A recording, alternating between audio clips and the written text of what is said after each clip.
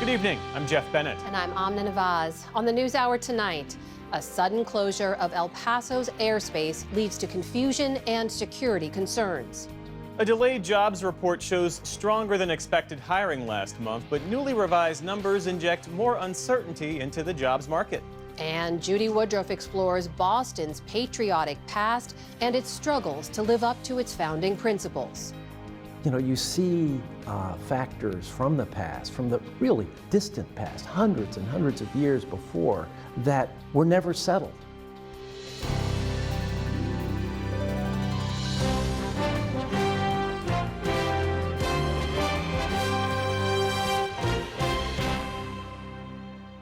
Major funding for the PBS NewsHour has been provided by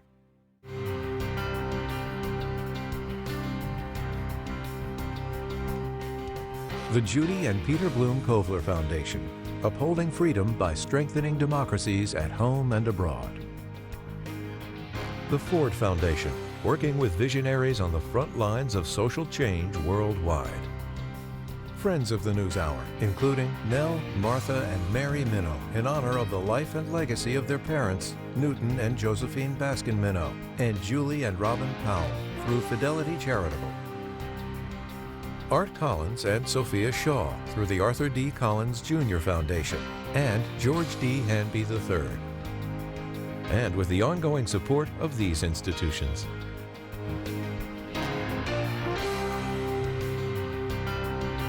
This program was made possible by the contributions to your PBS station from viewers like you. Thank you. Welcome to the NewsHour. The commercial airspace over El Paso, Texas was temporarily shut down early this morning.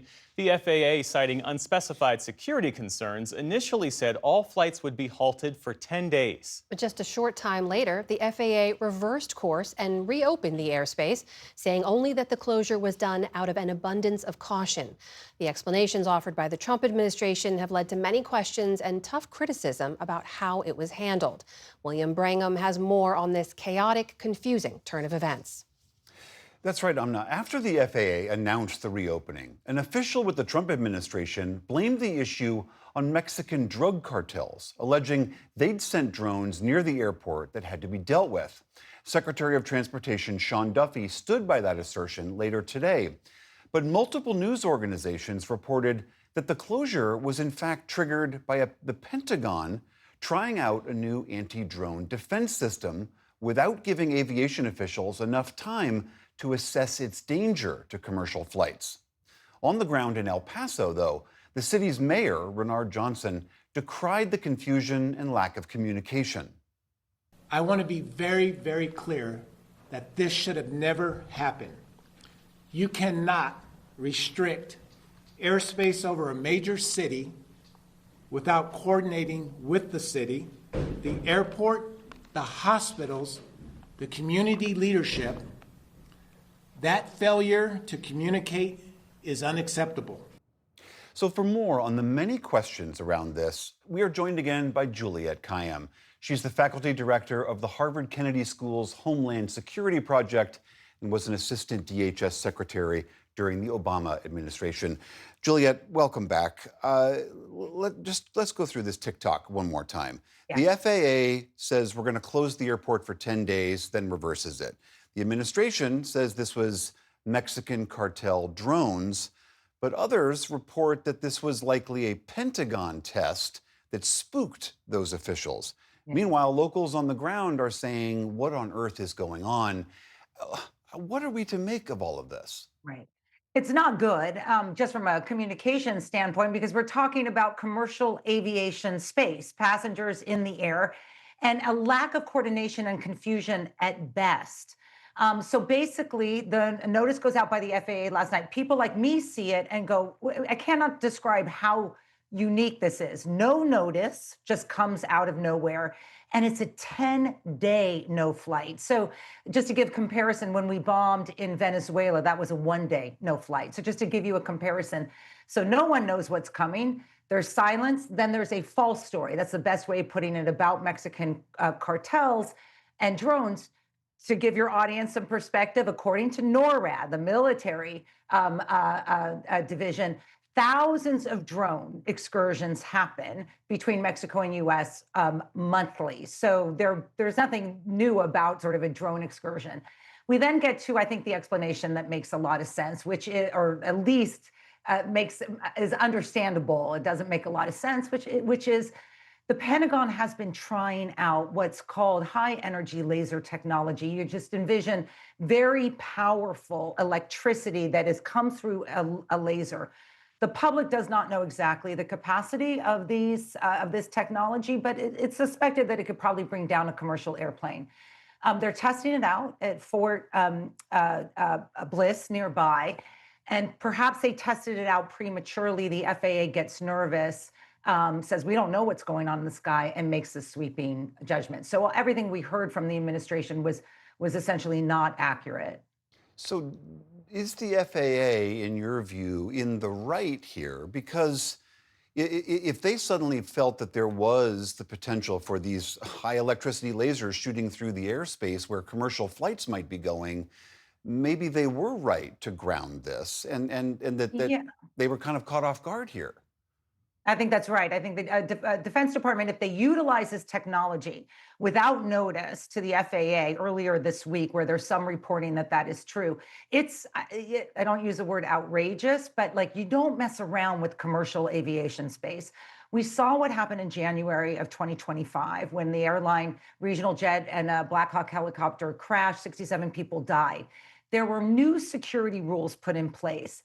Those got unwound recently, and there's been a little bit of a fight between DoD and the FAA about communication and clarity. It's a fight that needs to get resolved. The FAA stuck with this new technology near a major airport near the Mexican border, basically made the sweeping decision. They should have told the White House. They should have told the Department of Defense. But from all reporting, they just simply didn't know what the Defense Department's plans were in terms of use or testing. And as I said, earlier, like, you don't mess around with commercial aviation space. Maybe the FAA did this to get people's attention, which they did. It's the Pentagon's responsibility to make sure they do not use technology that in any way puts at risk commercial aviation. Right. I think we could certainly all agree on that. Again, on what the FAA did vis-a-vis the local officials, Representative Escobar, who represents El Paso, said she'd heard nothing officially about this. The mayor, we heard, said nobody gave them a heads up. They had to divert, emergency hospital flights to a city 45 minutes away. Isn't there a protocol for the FAA to alert local officials to do this?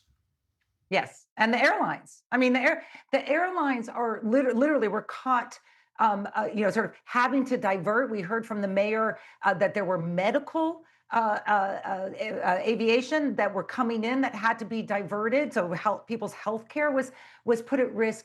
There is a whole protocol. Every airport, I was part of this. Every airport has local, state, federal, every federal alphabet soup, the private sector, the airlines, all who meet every morning and discuss what is going on. So as I said, the FAA, their hands aren't clean here. They probably made the right decision, but they should have notified the localities and the airlines before this happened. The protocols are in fact there, and it's part of this idea, I think, coming, that there's like no homeland for this administration, that the federal agencies work without, or do things without coordination with state, locals, governors, and mayors, or Mexico. Juliette Kayyem, thanks for helping us wade through a very confusing day. Appreciate it. Yeah, thank you.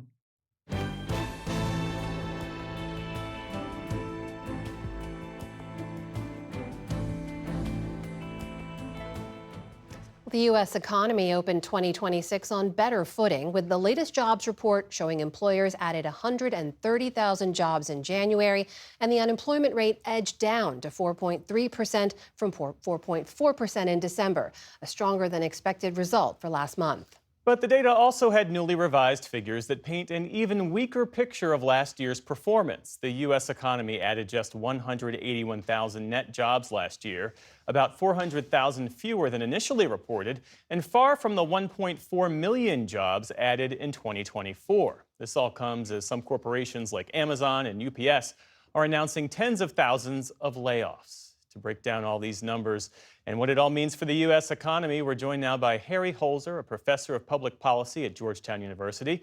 He's a former chief economist for the Department of Labor. Thanks for being here. We appreciate it. Thank you. Nice to be here. So we should say 130,000 jobs added is not a strong number. Not long ago, that number would have been reported as underwhelming. Why have the goalposts shifted? Well, because job growth all of last year was so weak. So compared to a lot of the weakness we saw in 2025, 130,000 is a pretty good number. So relative to that. But another misleading thing about that, and this has been true for a while, almost all of the job creation is limited to a few key sectors like healthcare, social assistance, and this month, construction and professional services. There were other sectors that actually had job loss. And what are those? What sectors remain under pressure? Last month, we saw declines in information technology, in financial services, and continuing declines in the federal government. The federal government, because of DOGE activities and other cutbacks, federal government shed about 300,000 workers last year. They dropped another 33 or 34,000 last month. And the revisions to last year's numbers are also striking. Just 181,000 jobs were added in 2025. That's about 14% of the gains that we saw in 2024. What does that say about the underlying strength of the economy? Well, the economy weakened in 2025. There was so much uncertainty. The policy environment was so chaotic. Tariffs and immigration cuts and things like that. I think employers faced less consumer demand in the market, and they just had so much uncertainty about what was going to happen month to month that they cut way back. Of course, the other factor was less immigrants, fewer immigrants coming into the market, and therefore fewer workers available for being hired. And there's been a surge in corporate layoffs, as we mentioned. The global outplacement firm Challenger, Gray & Christmas released a report that said layoffs were 118% higher compared with January of 2025. What kind of warning sign does that send? Or is this a normalization after pandemic-era overexpansion? I think for the tech sector, for companies like Amazon, some of it is normalization, and that's been going on for a few years already. But some of it is they've invested very heavily in AI with the idea that that's going to save them on labor costs, and they want to start seeing the returns on that investment. So they're announcing some cutbacks. More broadly, we're not seeing an enormous number of layoffs, but they are a bit higher, certainly relative to a year ago, and even relative to last month. You see some uptick in layoffs. Most of the decline has been new hiring rather than layoffs, but it's something to keep an eye on. Yeah. You could argue we're not in a recession, but for a lot of workers and Americans generally, it might feel like one. Claudia Sahm, the former Fed economist, she noted that the 181,000 jobs you mentioned earlier in an economy of 158 million is basically nothing. And then you have the Fed governor, Chris Waller, he's a Trump appointee. He mentioned in his dissent that the recent payroll gains do not remotely look like a healthy labor market. Is this a cyclical cooling, or is something more structural happening beneath the surface here? We're not sure yet. And that's why, from one month to the next, we keep watching the numbers closely. I think both of those comments are basically accurate. It's just very, very little new hiring going on for the reasons that I've already said, because businesses face so much uncertainty. There was a drop-off in consumer demand. Normally, when new hiring drops that much, you see the unemployment rate go up by more than this small uptick to 4.3%. There again, the drop-off in immigration means the labor force is shrinking as well. Fewer new workers are entering the labor market to find jobs. So the good news there is that unemployment doesn't go up that much. The bad news is that it causes other problems for the labor market, less GDP growth, perhaps more inflation, things like that. Over the long term, our pool of scientific talent will drop if immigrants are scared to come here. So there's a pretty big downside for that as well. Harry Holzer, thanks so much for sharing your insights. Thank you.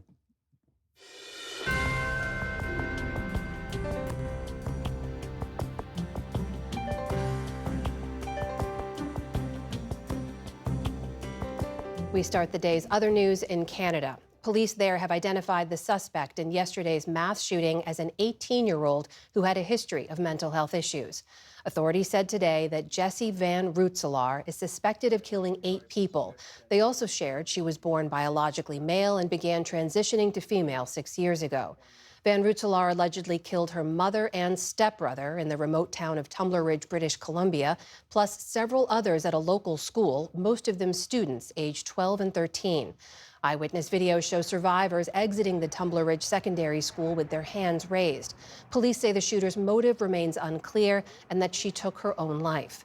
Earlier today, Prime Minister Mark Carney called it a very difficult day for the nation. Parents, grandparents, sisters, brothers in Tumbler Ridge will wake up without someone they love. The nation mourns with you. Canada stands by you. We will get through this, we will learn from this, but right now it's a time to come together, as Canadians always do. Carney has said that flags will fly at half-staff for 7 days to honor the victims. Such attacks are rare in Canada, which has strict gun control laws. In Arizona, police are widening their search along multiple roadways for Nancy Guthrie after releasing a man they detained for questioning. I hope they get the suspect, because I'm not it.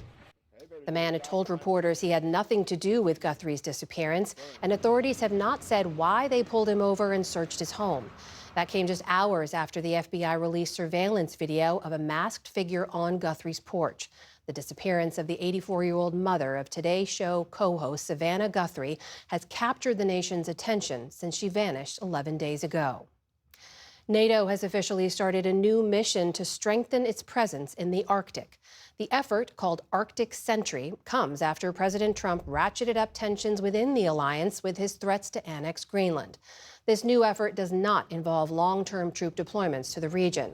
Rather, NATO will coordinate military exercises there in a bid to deter China and Russia. Separately today, Moscow said it will stick to the limits of the last nuclear arms treaty with the U.S., so long as Washington does as well. Speaking to Russian lawmakers, Foreign Minister Sergei Lavrov said such an arrangement could lead to a more formal deal. For now, our moratorium on exceeding the limits of this treaty remains in effect. We have reason to believe that the United States is in no hurry to abandon these limits. If our American colleagues intend to maintain some kind of cooperation, we will work actively on a new agreement. For the first time in decades, the U.S. and Russia have no limits on their nuclear arsenals after the New START treaty expired last week. President Trump has called for a new pact and has said he wants China to be a part of it. Beijing has so far rejected that possibility. In Madagascar, authorities say the tropical cyclone Gizani has killed at least 31 people, and they're warning of potential flooding and landslides still to come.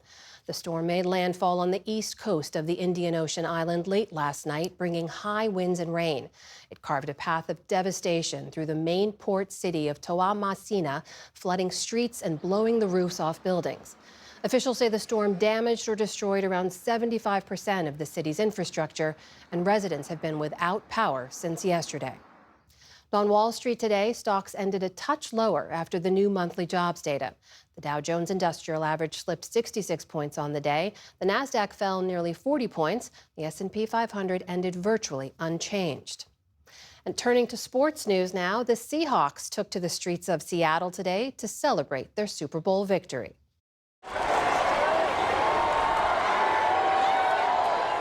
The team rode a bus emblazoned with world champions on the side as the city celebrated its second title in franchise history. They beat the New England Patriots 29-13 on Sunday in a game watched by nearly 125 million people, according to Nielsen data. That is the second largest audience ever, behind last year's matchup between the Eagles and Chiefs. Bad Bunny's halftime show this year was the fourth most watched in history, with 128 million viewers, more than the game itself. The U.S. added a few more golds in today's action at the Winter Olympics. fair warning, there are spoilers ahead. Team USA dominated the freestyle women's moguls, with Liz Lemley and Jalen Koff taking the gold and silver, respectively. In men's speed skating, U.S. prodigy Jordan Stoltz took gold in the 1,000 meters and set a new Olympic record along the way.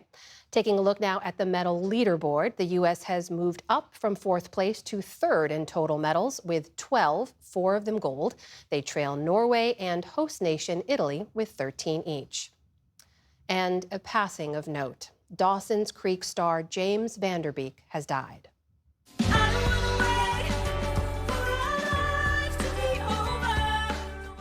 With its moody theme song and whip-smart dialogue, the show ran for 6 seasons with Van Der Beek at its center. He played Dawson Leary, the earnest high schooler who, along with his friends, learns about life, love, family, and their futures. The show later found a new generation of fans through streaming services. Van Der Beek also appeared on the big screen in Varsity Blues and on TV as an FBI special agent on CSI Cyber. In late 2024, he revealed that he was being treated for colorectal cancer, a journey he chronicled on social media. Last year, he made a surprise appearance via video at a Dawson's Creek reunion after initially canceling due to poor health. I wanted to stand on that stage and thank every single person in this theater for being here tonight.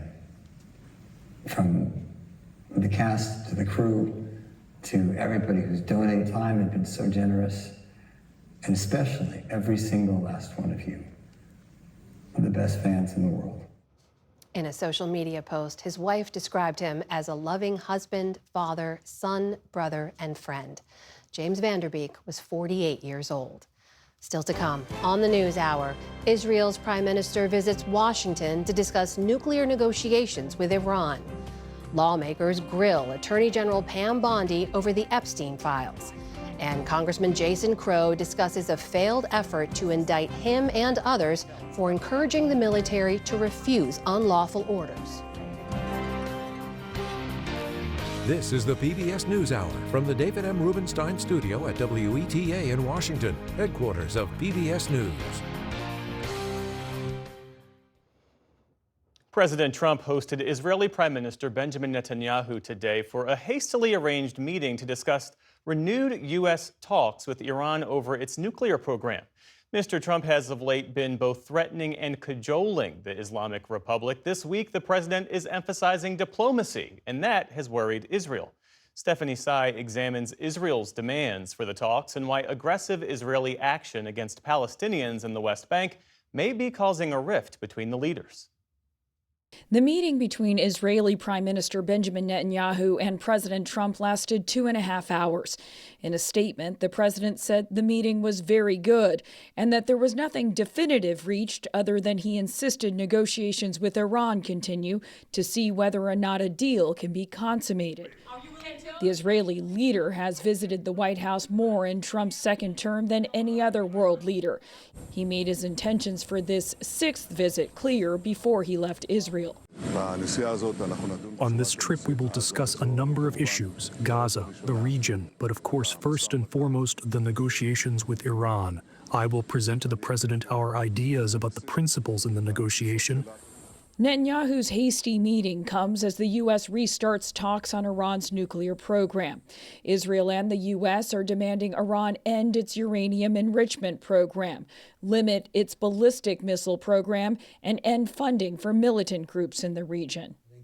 In an interview on Fox News this week, President Trump projected confidence in his ability to make a deal, but doubted Iran would keep its word. I'd rather make a deal. It's got to be a good deal. No nuclear weapons, no missiles, no this, no that, all the different things that you want. But some people worry that they've been very dishonest with us over the years. The talks come amid a U.S. military buildup in the region that followed President Trump's promise to help Iranian citizens during deadly mass demonstrations last month. Help never came. Instead, the Trump administration's threats of military action have shifted toward pressuring Iran on a nuclear deal. As you know, we have a massive flotilla right now going over to Iran. We'll see what happens. Today, Vice President J.D. Vance underscored that point. Well, look, I mean, if the Iranian people want to overthrow the regime, that's up to the Iranian people. What we're focused on right now is the fact that Iran can't have a nuclear weapon. Meanwhile, ahead of his meeting with the president, Netanyahu officially joined President Trump's Board of Peace, which promises to transform Gaza from a war-ravaged territory to a wealthy metropolis by 2035. But ahead of the visit, another flashpoint.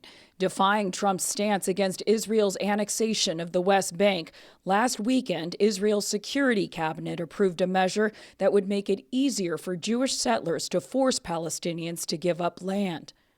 Israel's ultra-nationalist finance minister Bezalel Smotrich said in a statement the measure would continue to, quote, bury the idea of a Palestinian state. The move drew sharp international criticism. The Secretary General warns that the current trajectory on the ground, including this decision, is eroding the prospects for a two-state solution. Munther al-Natshe, who lives in Hebron, one of the world's oldest inhabited cities, says this is the latest move by the Netanyahu government to exile Palestinians. This government is a fascist government that wants to control all areas of the West Bank and does not want a Palestinian presence in the West Bank or Gaza. They want to displace the Palestinian people. Trump reiterated in an interview with Axios this week that he was against annexation, adding, quote, we have enough things to be thinking about now. For the PBS NewsHour, I'm Stephanie Sy. For perspective on all of this, we turn now to two people with extensive experience dealing with Israel and Iran. Dennis Ross played leading roles in the Middle East peace process for both Democratic and Republican administrations. He's now at the Washington Institute for Near East Policy. And Alan Ayer had a 4-decade career in the U.S. Foreign Service, focusing on the Middle East, including Iran. He's now a distinguished diplomatic fellow at the Middle East Institute. Thank you both for being here. Dennis Ross, we'll start with you. The Trump administration says its talks with Iran are focused on 3 pillars: the nuclear program, ballistic missiles, and support for proxy forces. These are things that the Israeli Prime Minister has been emphasizing for years. Given that President Trump and Netanyahu apparently have alignment on this, why the need for this hastily arranged meeting? Well, I suspect there's several reasons for it. The first reason is that Prime Minister Netanyahu, I think, has some concerns about how Steve Witkoff and Jared Kushner are approaching the negotiations. He seems to believe that they're quite anxious for a deal, and he wanted to underscore the conditions that would make any deal acceptable. Being able to do it face-to-face with President Trump is something that obviously he thinks allows him to be more persuasive than to do it over a phone call. But I think also there's a secondary domestic political reason for this. He's gone and seen the president more than anybody else. The president's standing among the Israeli public is quite high, largely because he was seen as producing the release of all the American hostages. And Bibi wants to be in a position where he can demonstrate, we all know how important Trump is to us, and I'm the only one who can manage that relationship. Look at how often I go, look at the impact I have. Alan Ayer, you were part of the nuclear negotiating team for years. Based on your experience, is Iran realistically willing to accept limits not just on its program, but also on missiles and its support for proxies, or is that simply a bridge too far for the regime? That's many bridges too far. I think it's highly unlikely that Iran would be willing to accept limitations on its missiles or on its support for proxies. Even before the 12-day war, it would have been a tough slog to get an agreement on the nuclear issue between this administration and the regime in Iran, largely due to the difference over the question of indigenous enrichment. When you add that agenda, it becomes exponentially harder. The U.S. administration seems to feel that because Iran is strategically weaker, it can ask for more. The paradox is that's actually the exact opposite. Iran is in many ways too weak to accept what in other situations would have been an acceptable deal. So tough times ahead. I want to shift our focus to Israel, Dennis, because the government there has taken steps that critics describe as accelerating de facto annexation in the West Bank, including changes that make it easier for Israeli Jews to acquire land. From a U.S. strategic standpoint, is that in the U.S. interest? It is not. If you pay attention to the Trump 20 points, point 19 says if the Palestinian Authority faithfully carries out reform, that will create the pathway to self-determination and statehood for the Palestinians. By the way, no American president had ever publicly endorsed the idea of self-determination for the Palestinians before. And what you're seeing, you mentioned critics are suggesting this is de facto annexation. It's not the critics who are saying that. Minister Smotrich himself says it. He says it very explicitly. He says it quite proudly. He would like to do annexation formally, but short of formally doing it, he wants to do it in step-by-step, day-by-day fashion, and he's doing it. What he is doing is ensuring a one-state outcome. That doesn't seem to be where the 20 points are at least potentially leading. In any case, what he's doing is designed to foreclose any possibility of a Palestinian state. Alan, if President Trump decides that settlement expansion undermines broader U.S. regional goals, does he have the leverage to stop it? I think he does, yes. I think President Trump and this administration at this time is the only entity that can exercise effective leverage on the Netanyahu administration. President Trump has said he's against annexation, so there's a serious loss of face were it to go forward. And it also imperils not just the 20-point peace plan for Gaza, but the Abraham Accords. And it confirms the slide of the region toward this more Hobbesian state of nature that's not in President Trump's benefit or the U.S.'s benefit. So, yeah, I think he does have leverage. The question is, will he use it? Alan, is the two-state solution functionally dead or just politically dormant right now? I would hazard, Ambassador Ross probably, I'm sure, has far more insight than I do on this, but I would say, yeah, it's deader than vaudeville. It's hasn't been a realistic possibility for a while. And with these latest moves, which is just continuation of a disturbing trend on the part of Israel, I think that for the foreseeable future, it's not a realistic scenario. Dennis Ross, how do you see it? Look, I think that in the near term, it's not realistic. The vast majority of Israelis, left to right, feel that if there's a Palestinian state, it'll be led by Hamas or a Hamas-like group. So they're against it. But the Palestinians themselves are divided at this point. The traumas that Palestinians have suffered, the traumas that Israelis have suffered, mean that being able to bridge the differences between them at this point, I think, is almost impossible. I don't think you give up on it, though. I think what you want to do is preserve it as an option for the future. Certainly, you want to keep it as something that could be a possibility. The key thing is to act in a way, or at least to prevent actions that make it impossible. The Minister Smotrich, as I said before, his aim is to make it impossible. No one has to guess at that. He says it very clearly, and he said it again just the other day. Dennis Ross, Alan Ayer, thank you both for this discussion. Deeply appreciate it. Thank you, Jeff. Welcome.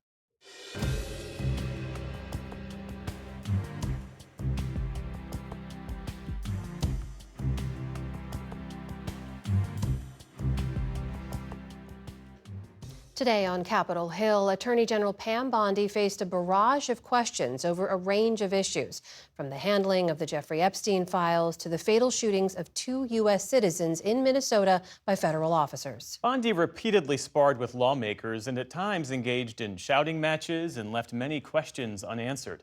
The tense exchanges unfolding with Epstein survivors seated just behind her. Our Allie Rogan has more.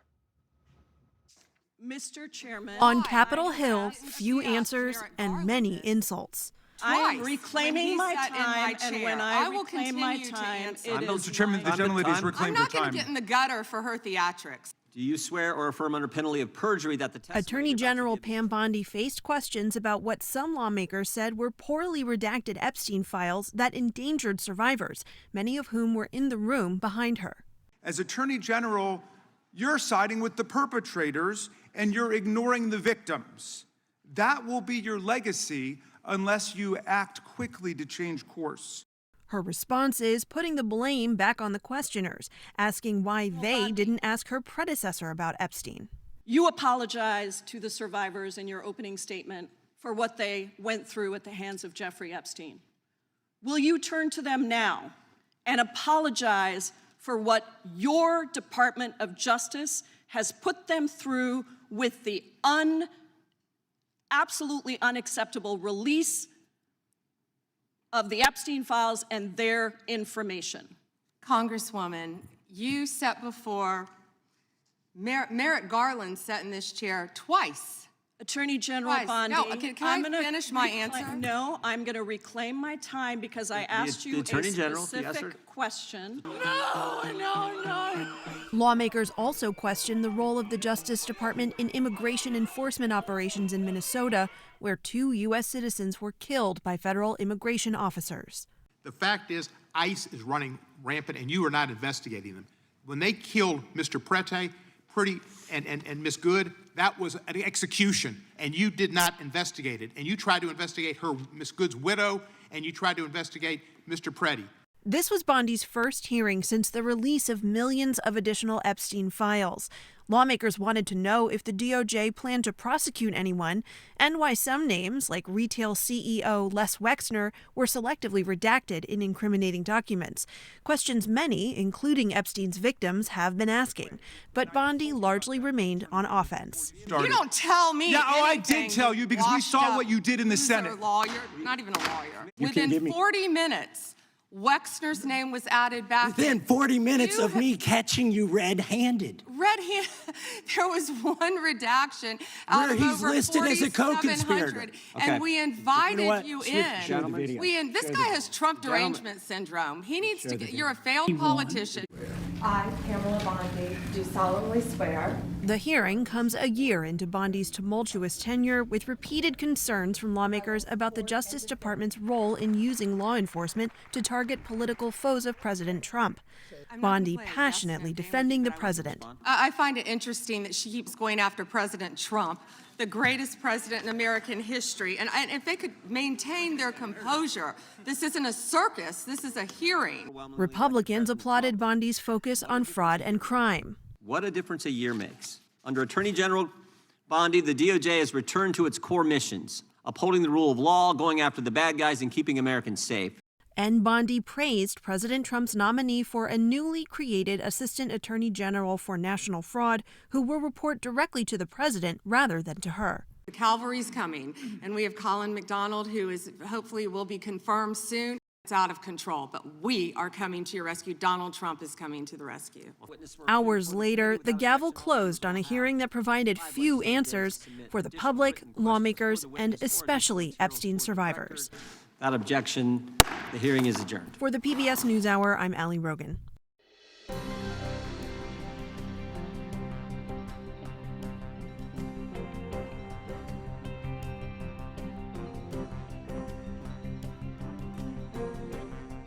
A federal grand jury put a halt, at least temporarily, to the Trump administration's efforts to prosecute Democratic lawmakers under an anti-insubordination law. In November, 6 lawmakers with military and intelligence backgrounds published a message urging members of their former communities to disobey illegal orders. Senators Mark Kelly and Alyssa Slotkin of Arizona and Michigan, respectively, as well as representatives Jason Crow of Colorado, Maggie Goodlander of New Hampshire, and Pennsylvania's Chris Deluzio and Chrissy Houlihan each took part in the video. The Trump administration reportedly sought to indict all 6 of them. Joining us now is one of those members. That's former Army Ranger Representative Jason Crow of Colorado. Congressman, welcome back to the NewsHour. Thanks for being with us. Thank you. I want to put to you the response we heard today from House Speaker Mike Johnson in reaction to the DOJ's failure to indict. Here's what he told reporters. Anytime you're obstructing law enforcement and getting in the way of these sensitive operations, it's a very serious thing, and it probably is a crime, and yeah, they probably should be indicted. What's your response to the leader of your chamber? Well, it's too bad that Speaker Johnson continues to prostrate himself and sell his soul to Donald Trump. But let's be really clear. The man has never served a day in his life in uniform. I went 3 times to war for this country in Iraq and Afghanistan. I was a paratrooper and I was an Army Ranger. From my first day of boot camp, we were taught about the law of war. We were taught about the Constitution. Before we ever deployed, I sat my men down, my soldiers, my paratroopers, and I taught them about their obligations under the law and the Constitution. This is ingrained in service. So your attorney, Abbe Lowell, is now asking the U.S. Attorney in D.C., Jeanine Pirro, who is seeking these indictments, to preserve all evidence, all documents, all materials related to this case. Why is that? Are you going to seek some legal recourse here? Yeah, why that is because I'm unwilling to sit back and let political goons in the administration and the Department of Justice lob grenade after grenade my way and just keep my head down. They threatened us. They tried to bully and intimidate us. They failed. They will always fail. And if they think they're going to get us to back down, they have another thing coming. So what I'm trying to make very clear to them, they tried to send a message to us. They failed. So I have a message now for them. There's going to be cost to this. There's going to be accountability for this.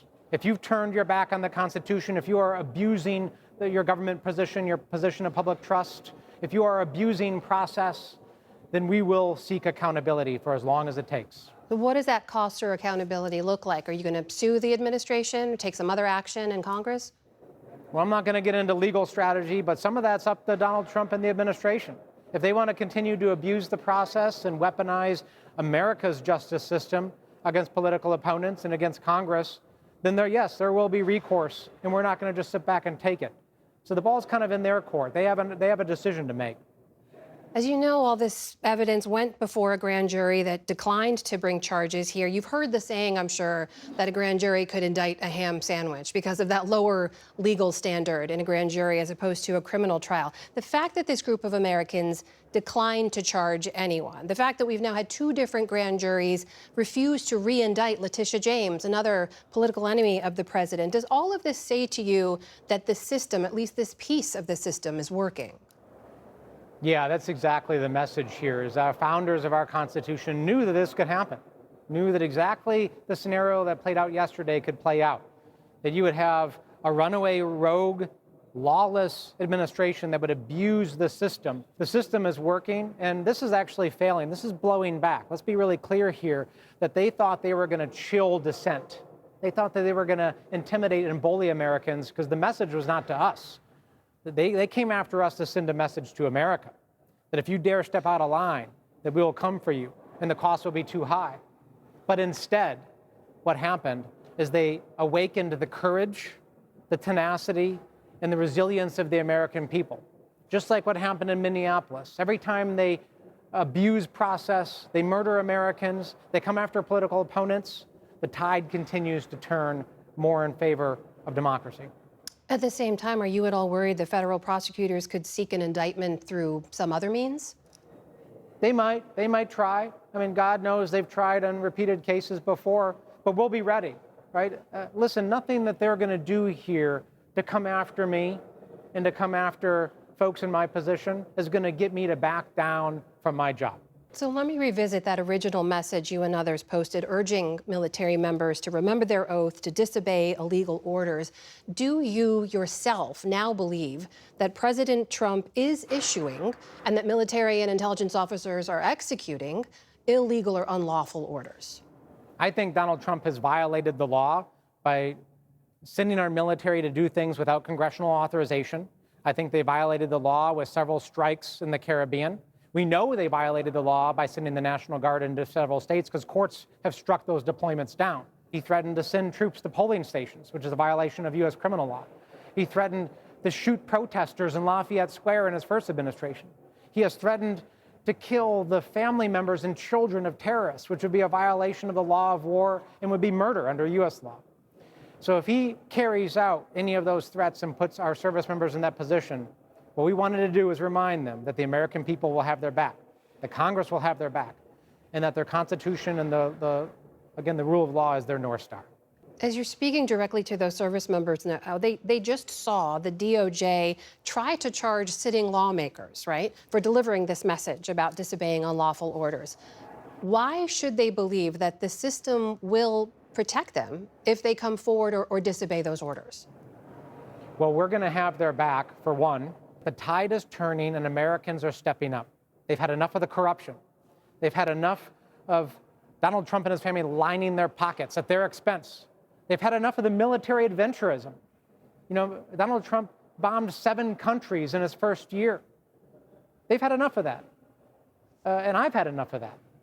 And they want something new and different, and they're stepping up. So yes, I have amazing faith in the American people to join with us to retake their democracy. That is Congressman Jason Crow, Democrat from Colorado, joining us tonight. Congressman, thank you. It's good to speak with you. Thank you.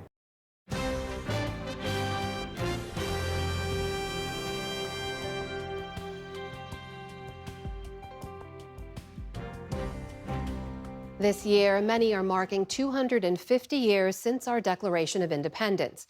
But even before that, the greater Boston area played a critical role in the country's founding.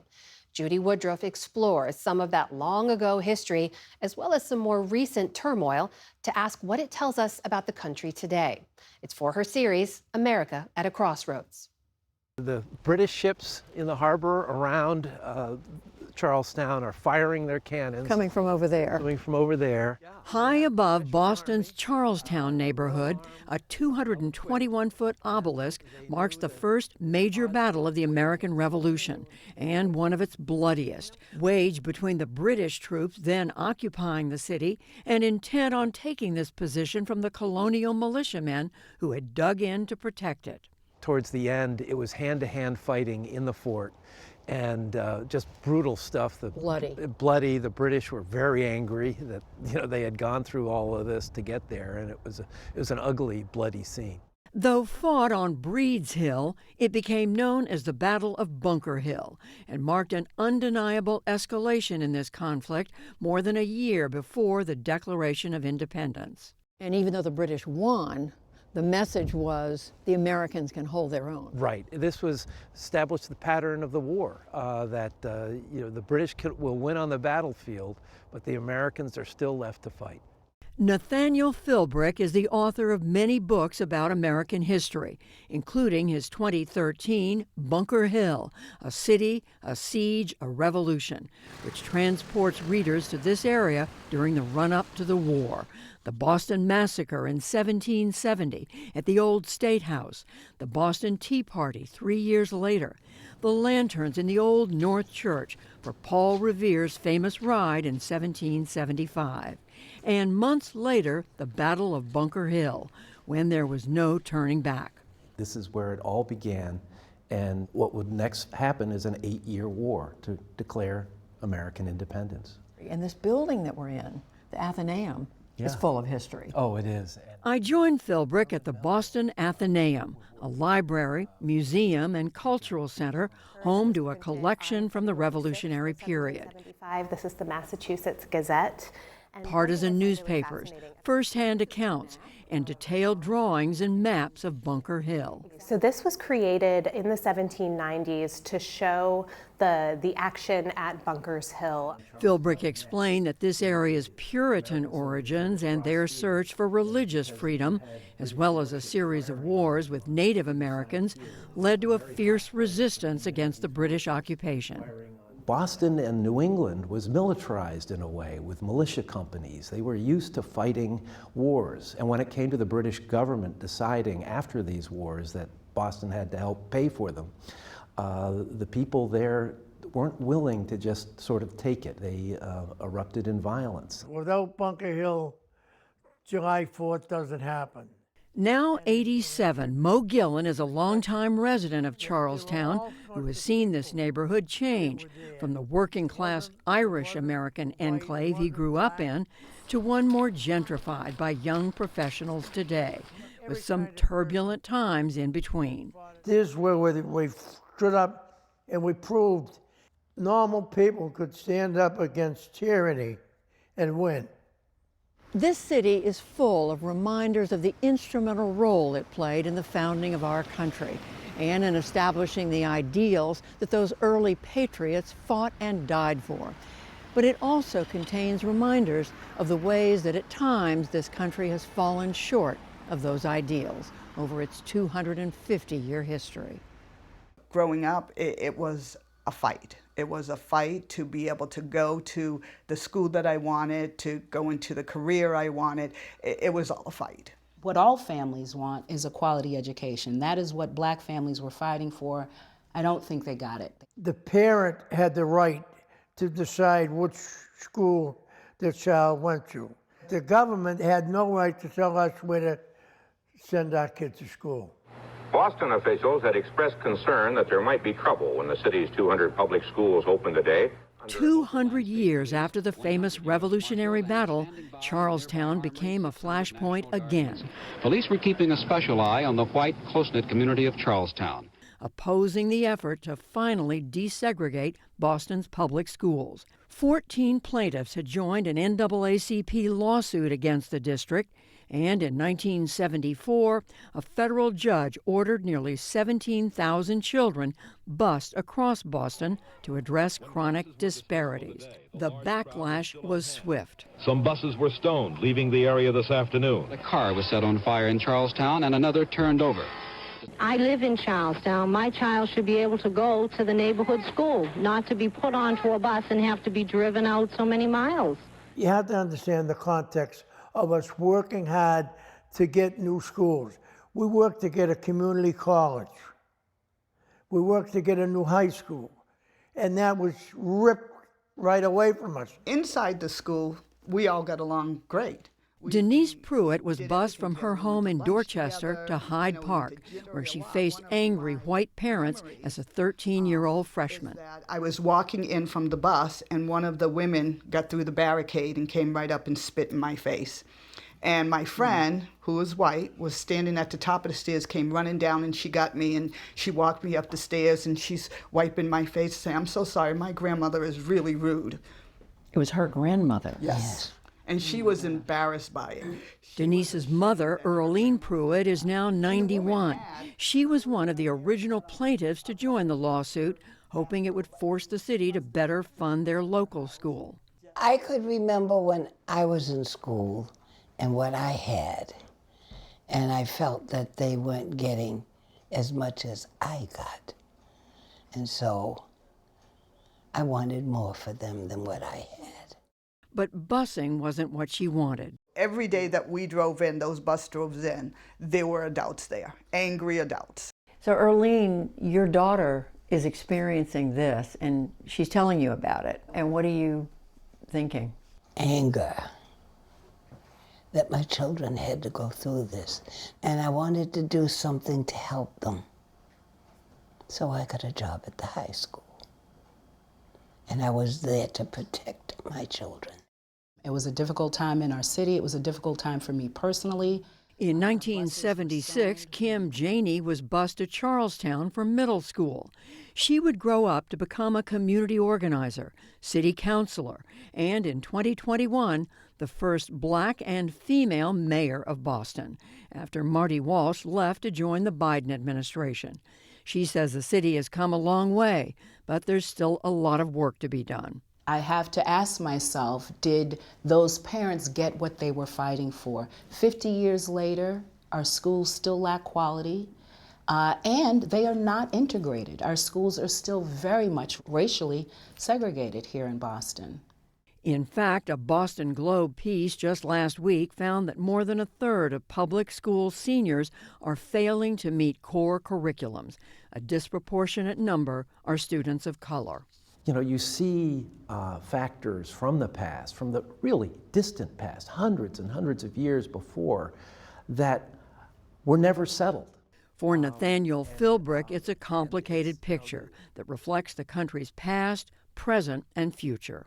Each generation of Americans is always wrestling with these issues. The great challenge put to us in the Declaration of Independence, that all of us are created equal, is something that gets reinvented with every generation. I think there is a continuity there and a tragedy there, but I also think it's part of a process that America will always be going through, of trying to live up to the ideals, you know, that we set forth in the beginning. We're an aspirational society, and, you know, we'll inevitably fail, but I think the important thing is that we keep on trying.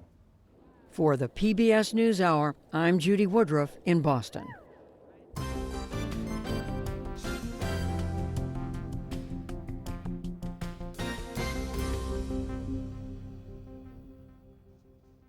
And that's the NewsHour for tonight. I'm Jeff Bennett. And I'm Amna Nawaz. On behalf of the entire NewsHour team, thank you for joining us.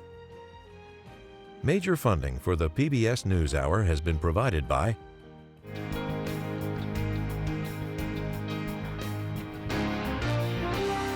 friends of the NewsHour, including Jim and Nancy Bildner, and the Robert and Virginia Schiller Foundation.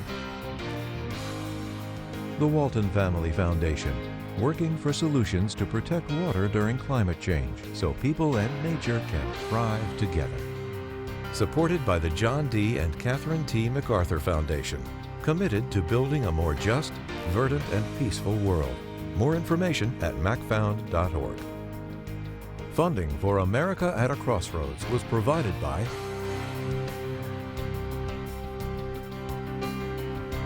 and with the ongoing support of these individuals and institutions.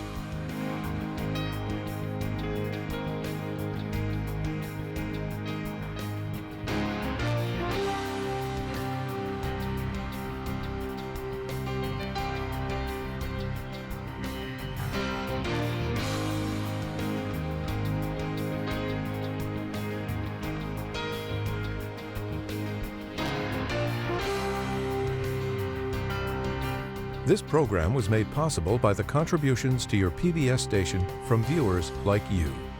Thank you.